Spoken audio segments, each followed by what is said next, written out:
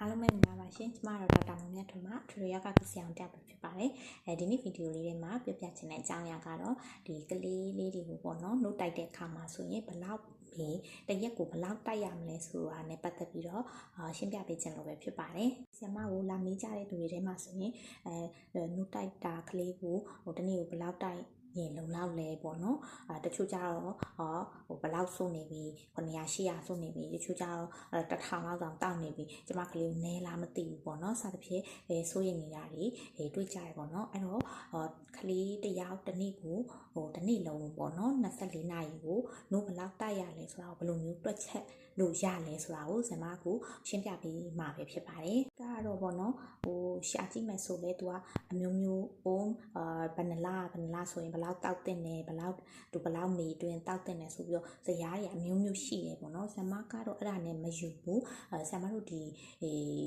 undergraduate ပေါ့နော်ဒီစေချာဝဲမရခင်ဒီစာအုပ်လေးပေါ့နော်ဒီစာအုပ်လေးမှာဆိုရင်သူရေးထားတဲ့အတိုင်းရေလိုအပ်ချက်ကိုပဲယူလိုက်တယ်ပေါ့နော်ဒီ6လောက်ကလေးဆိုရင်ဒါ water ဆိုပေမဲ့သူကမိခင်တို့ပဲဆိုရည်ညွှန်းတာဖြစ်တယ်အဲ့တော့သူက first 10 kg ပေါ့နော်ပထမ10 kg ဆိုတော့ပေါင်22ပေါင်လောက်ထိပေါ့နော်အဲ့မှာဆိုရင်တစ်နေ့လုံးကိုသူက100မေးပါ kg ပါဒီဆိုပြီးတော့တွက်တယ်ပေါ့နော်အဲ့တော့ကဲလို့ကလေးက7 kg ဆိုရင်တစ်နေ့လုံးကို900မိပေါ့နော်မျှောက်လိုက်တာပေါ့နော် kg နဲ့100နဲ့ကိုမျှောက်လိုက်တာပေါ့နော်9ဆိုရင်100နဲ့မျှ900ထွက်တယ်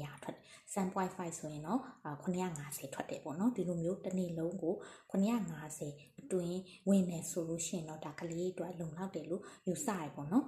ကိုကလေးရဲ့ weight ပေါ်မူတည်ရဲ့ကိုကလေးရဲ့ weight ကိုတိုင်းလိုက်လို့5 kg ပေါ့5 kg ကနေဒီပေါင်နဲ့ kg နဲ့ပြောင်းချင်တယ်ဆိုရင်တော့2.2နဲ့ပေါ့နော်မြောက်တာပေါ့kg တူပေါင်ပြောင်းတော့2.2နဲ့မြောက်တယ်ပေါင်ကနေ kg ကိုပြန်ပြောင်းမယ်ဆိုရင်တော့2.2နဲ့စားတာပေါ့နော်ပေါင်ကပုံများတာပေါ့ကဲလို့10ပေါင်ရှိတယ်ဆိုရင်တော့2.2နဲ့စားလိုက်ပေါ့ဆရာမနဲ့ calculator အစင်းမရှိတော့ဘာနှုတ်တော့မပြတော့ဘူးအဲ့လိုမျိုးစားလိုက်ပေါ့တဝက်လောက်ထွက်တယ်ပေါ့နော်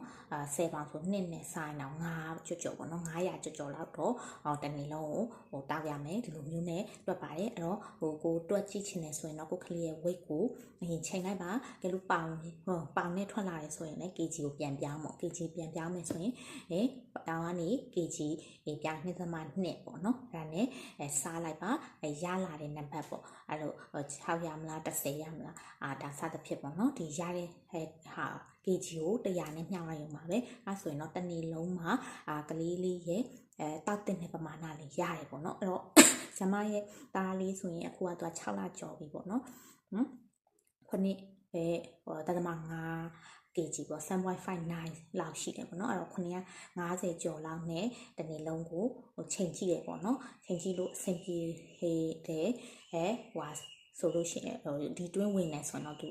လုံလောက်တယ်တတ်မှတ်တယ်ပေါ့နော်တချို့နေ့မှာသူတိတ်မဆိုးတာရှင်တော့နည်းနည်းဝါးတယ်ပေါ့နော်နည်းဝါးတယ်ဆိုတော့နောက်နေ့ကျရင်နည်းနည်းပို့ပြီးတိုးတိုက်လိုက်တယ်ပေါ့နော်ဒီလိုနဲ့ပဲသွားပါတယ်အဲ့ဒါကတော့ဆမကြောင့်ဒီနို့ကိုညှစ်ပြီးတိုက်တာဖြစ်တော့ကလေးတစ်နေ့ဘလောက်မေဝင်လဲဆိုတာကိုသိရတယ်ပေါ့နော်ကဲလို့ကိုကဓာတ်ရိုက်တိုက်တဲ့မမေဆိုရင်လည်းအရင်စိတ်မပူပါနဲ့ကလေးနို့ဝမဝဆိုတာကအချက်3ချက်နဲ့သိနိုင်ပါတယ်တစ်ချက်အနေနဲ့ကတော့ကလေးကိုလေးချိန်ကတနေ့တစ်နေ့တက်လာနေဆိုရင်ဝါမယ်ဒုတိယချက်အနေနဲ့တော့စီးအနည်းဆုံးတစ်နေ့6ချိန်သွားမယ်ဆိုရင်သူနှိုးရတယ်ဝန်းကအနည်းဆုံးတစ်ချိန်ပေါ့နော်ဒီ3ချက်နဲ့ဆိုလို့ရှိရင်ဒါပြည့်စုံတယ်ဆိုလို့ရှိရင်တော့ဒါကလေးလေးကနှိုးရတယ်လို့ယူဆလို့ရပါတယ်တွက်ပြီးတော့ဒီနှုတ်ညှစ်ပြီးတိုက်တဲ့မမေတွေဆိုလို့ရှိရင်တော့ဒါကိုဘယ်လောက်ထိတိုက်တင်လဲဆိုတာကဒီလိုတွက်လို့ရပါတယ်သူများကလေးကိုကလေးကနေဆိုပြီးတော့နှိုင်းမရှင်ကြည့်နေဖို့မလိုပါဘူးကိုကလေးရဲ့ weight သူတို့ကလေးရဲ့ weight ပေါ်မူတည်ပြီးတော့ပဲကွာခြားတာဖြစ်ပါတယ်ပြောရတော့ဒါ first 10 kg လို့ပြောရဲပေါ့နော်ဒီပေါင်22ပေါင်အထိဆိုတော့100နဲ့မျှလို့ရတယ်ဒီ10 kg ကျော်လာပြီဆိုတော့တွက်ချက်နေရတော့တစ်မျိုးပြောင်းမယ်ပေါ့နော်အရင်ရှုပ်သွားမှာဆိုလို့ထပ်ပြီးတော့မပြောတော့ဘူးကလေးတွေနိုးတောက်တဲ့အရွယ်မှာရှိတဲ့ကိုလေးချင်းရတယ်ဒီ22ပေါင်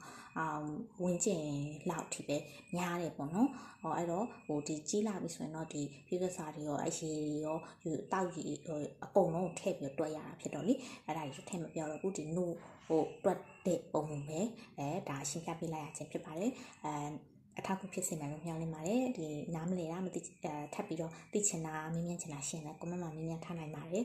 ကြည့်ရှုပေးကြတဲ့တို့တရားချင်းစီအားလုံးကိုလည်းကျေးဇူးအများကြီးတင်ရှိပါတယ်ရှင်နောက်ဗီဒီယိုတွေမှာပြန်လည်ဆုံတွေ့ကြပါမယ်ရှင်အားလုံးပဲတက်တာ